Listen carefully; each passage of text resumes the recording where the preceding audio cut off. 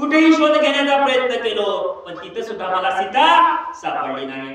ते मद नाही मूर्खपण सीता शुद्धार्थ में सज्ञान शोधीन में समस्त भुवन ग्रहस्थान स्त्रियांची. काही जरी झालं, किती जरी संकट माझ्या पुढे उभे टाकले, तर त्या संकटावर मी मात करणार आहे.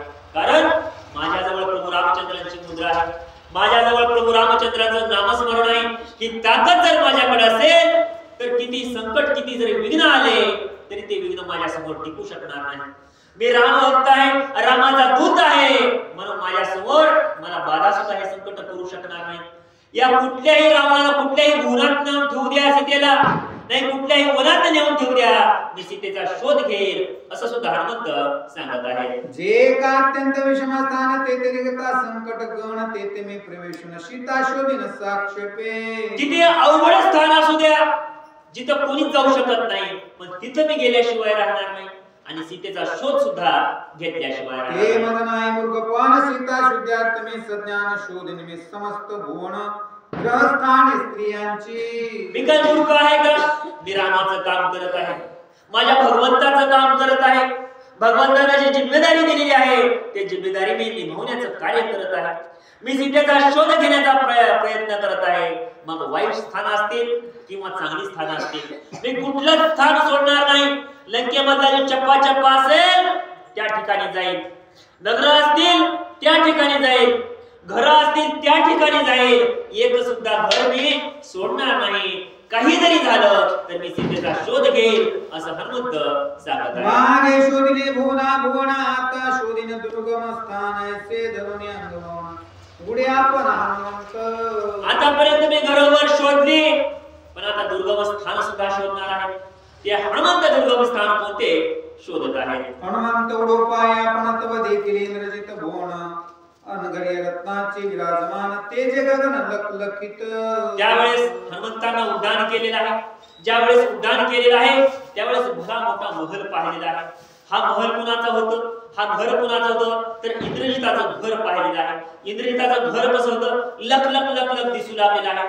सगळी सजावट केलेली आहे, दिवे लावलेले आहेत, सगळी सोन्याची सजावट सुद्धा केलेली आहे. आणि अशी अवस्था या घराची या हनुमंतानं पाहिलेली आहे. घरावरील घरकुसरी उपऱ्यावरी उपरी आटल्यावरी थोरी थोरी त्यावरी चोबारे. आता हे रावणाचा महल होता, रावणाचं राज्य होतं आणि रावणाच्या राज्यामध्ये हा इंद्रजित रावणाचा मोठा मुलगा होता. मग हा रावणाचा जर या ठिकाणी राजा असेल आणि राजाचा जर पोरगा कोणी असेल तर त्याचा सुद्धा थाटमाट असल्याशिवाय राहणार नाही, त्याचा सुद्धा घर सुंदर असल्याशिवाय राहणार नाही. त्यामुळं सुंदर असं घर हनुमंतानं पाहिलेलं आहे. रावणाचे घरावणी शोभा इंद्रिताचे भुवनी कनकमाळा जडद रत्नी लागले गगनी लखलखित. आता जो रावणाचं घर होतं, रावणाच्या घरापेक्षा सुद्धा सुंदर घर या इंद्रजिताचं दिसू लागलेलं होतं. सगळे सुंदर सजावट केलेली होती. हिरे माणिक मोती किंवा सोनं असेल, या सोन्याचा सुद्धा या ठिकाणी माळा करून या आपल्या घराला सजावट इंद्रजितानं केलेली आहे. वेदपिता रक्तभारी पताका झळकती अंबरी जागेल गाजीचे महासुरी हरहरी दीपिका. म्हणूनच दिवे लावलेले आहेत. दिव्यामुळे चमचम चमचम असा महाल चमकू लागलेला आहे. आणि घरावर उंच असा या आकाशाला लागेल एवढा उंच झेंडा सुद्धा या इंद्रजितानं लावलेला आहे. कोण्या उपरा उपरी घरटी घालीचे महावीरी वायू श्री नाही भीतरी पाय चोफेरी हनुमंत. म्हणून एवढा दरारा होता हनुमंत या ठिकाणी रावणाचा. वारा सुद्धा या लंकेमध्ये येण्याच्या अगोदर त्याला परवानगी घ्यावी लागत होती. हनुमंत पाहू लागलेले आहेत. अशी कडेकोट सुरक्षा या ठिकाणी दिसत आहे. राक्षस आहे, घर सुंदर आहे, महल मस्त दिसू लागला आहे. हनुमंत निरीक्षण करून या इंद्रजिताचं घर पाहत आहे. 3 खण 4 खण 5 खणे 7 खणे आणि 9 खणे त्या माझी आई महादुखने नित्य कुंथने वाटिवा. म्हणूनच असे महल आहेत, एकावर एक महाडे आहेत, गोपुर आहेत. असं सुंदर या ठिकाणी घर सुद्धा हनुमंत पाहत आहे. अंत दुखण्याचे छेदन करील लक्ष्मणाचा बाण युद्धच्या कोण सांडील पूर्ण पाडील खान गर्वाचे. म्हणूनच एवढा जरी मोठा महल असेल, एवढा अहंकार जरी या इंद्रजिताच्या मनामध्ये असेल, गर्व असेल, पण या गर्वाचं सुद्धा छेदन लक्ष्मण केल्याशिवाय राहणार नाही. कारण लक्ष्मणाच्या हातानंच लक्ष्मणाच्या बाणानच इंद्रियाचा वध झाल्याशिवाय राहणार नाही असा सुद्धा निश्चय हनुमंत आपल्या मनाच्या ठिकाणी करत आहे. ते कोणी इंद्रजित भवन हनुमान खवळला पण भीतरी रिगावया जाण अनुप्रमाण सोय झाला. त्यावेळेस हनुमंताने विचार केला हे इंद्रजिताचं घर आहे आणि आता आपल्याला सीता या इंद्रजिताच्या घरामध्ये शोधायची आहे. त्यामुळे हनुमंताने अल्प स्वरूप धारण केलेलं आहे. जशी मुंगी असते किंवा छोटीशी माशी असते त्या प्रकारे आपले छोटस रूप धारण करून हनुमंत या इंद्रजिताच्या घरामध्ये जात आहे. रिघोण्या गवाक्षद्वारी वेगे पाहिले घरे चारी शोधुन्या ओरे ओरी उपऱ्या उपरी धांडोळी. त्यावेळेस प्रत्येक या ज्यावेळेस महलामध्ये गेलेले आहेत प्रत्येक या ठिकाणी रूम असेल किंवा घर असेल या घराचा शोध घेऊ लागलेले आहेत. त्यावेळेस हनुमंताच्या नजरी काय पडत आहे. वाटळे काही माझारी हनुमान पाय सीता सुंदरी तव देखली नवलपरी सहित आतुरी इंद्रजित. हनुमंताच्या मनामध्ये काय होतं की आपल्याला फक्त सीता शोधायची आहे. कोणतं स्थान आहे कुणाचं आहे याच्याशी काही घेणं नव्हतं. पण प्रत्येक घरामध्ये जाऊन आपल्याला सीता शोधायची आहे. ज्यावेळेस इंद्रजिताच्या घरामध्ये आलेले आहेत शोधू लागलेले आहेत त्यावेळेस हनुमंतांना एक सुंदर अशी स्त्री सुद्धा हनुमंतानं पाहिलेली आहे. मरकत मंचक सुंदर त्यावरी त्राटले मयूर सेज रचली सुकुमार सुमने अरवार सुगंधे. म्हणून सेज कशी होती इंद्रजिताची सुंदर अशी होती. फुलं होते सुवास होता सुगंध होता अशी शेज एवढी सुंदर हनुमंतानं पाहिलेली आहे. हे कोणी इंद्रजित गुणान मुक्त घोषी मुक्त वितान गवगवीत शोभायमान कर्पूरवाती तेजगण पिकदाणे रत्नांची. त्यावेळेस आता शेवटी या राजाचा मुलगा होता. रावणाचं पोरग होतं. मग याला काही सोन्याची कमी आहे का चांदीची कमी आहे का. सगळे जे या ठिकाणी काम केलेलं होतं सुंदर काम सोनं असेल नाणं असेल चांदी असेल हिरे असेल मोती असेल या सगळ्याच यानं सगळं पलंग वगैरे सजवलेला होता. घर सजवलेलं होतं. शेज सुद्धा सुंदर सजवलेली होती. फुलं असतील किंवा सुवासिक सुगंध असतील चंदनाचा सुवास असेल हे सर्व या ठिकाणी घवघवीत असा या ठिकाणी इंद्रजिताचं घर किंवा शेज दिसत आहे. आती सुगंधा सुवर्ण नित्य पंचुनिबद्ध अवघी क्षिती सुलोचना मासती विड्या देती इंद्रजिता. त्यावेळेस सुंदर अशी स्त्री आहे. कोणती सुलोचना आहे.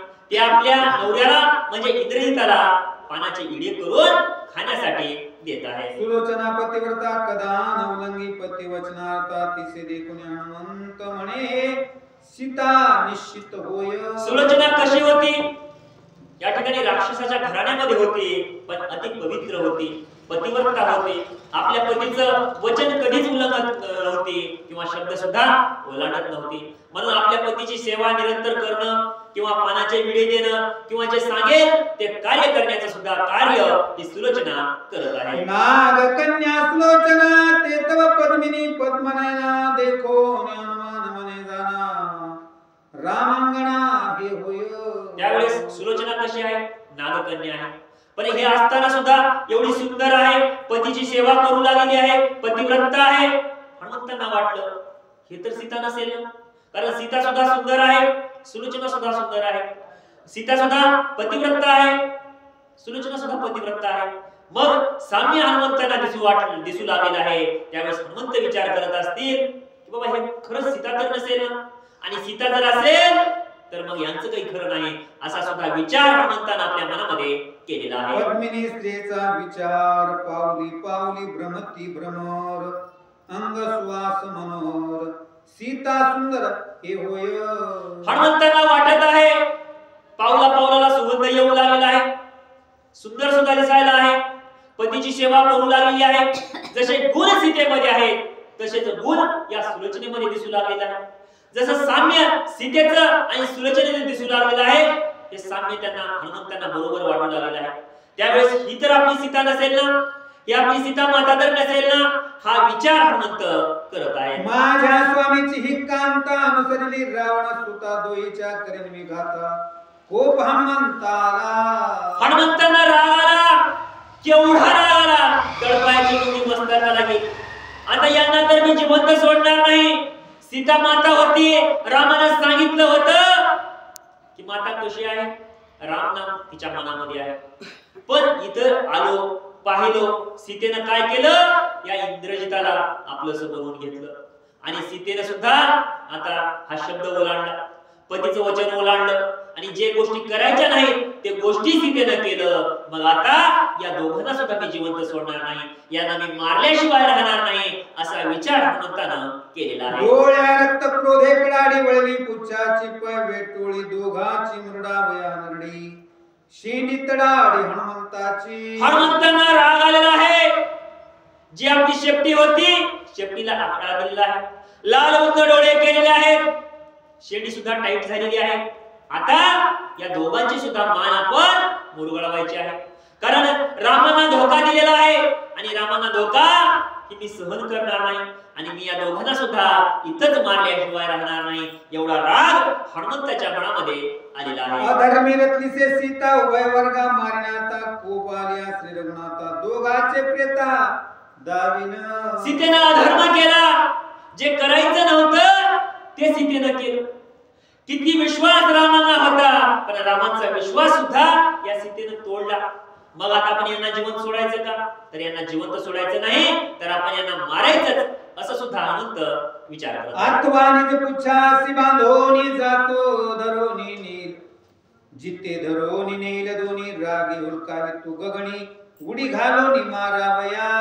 हनुमंत विचार करत आहेत, यांनी तर अधर्म केलं, यांनी तर पाप केलं, पण यांना या पापाची शिक्षा आपण कशी दिली पाहिजे? याच ठिकाणी मारावं, या शेपटीमध्ये या दोघांना सुद्धा बांधावं आणि उंच आकाशामध्ये फेकावं आणि तिथून आपटून तर खाली मरतील ना.